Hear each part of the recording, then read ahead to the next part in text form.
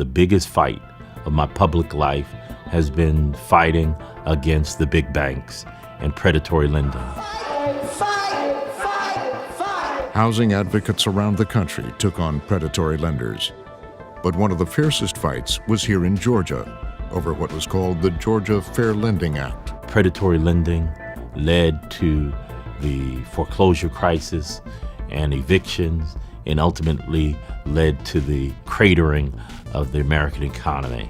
I authored the strongest anti-predatory lending law in the country along with Governor Roy Barnes. Governor Barnes and I worked together to pass that bill in 2002.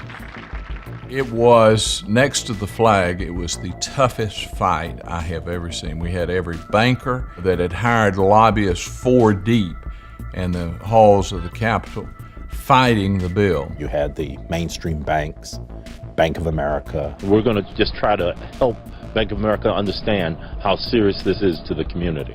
Wachovia. There's going to come a time when Wachovia is going to have to answer for the evil that they do. And we were able to pull it off because, again, Vincent understood how to put a coalition together and how to talk to everyone.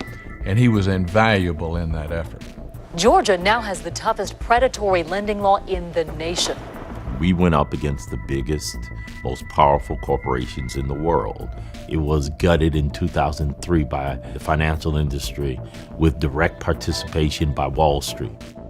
You had mainstream banks, Wachovia, SunTrust, all of these banks that do a lot of business and hire a lot of lobbyists and donate to a lot of campaigns that was responsible for this.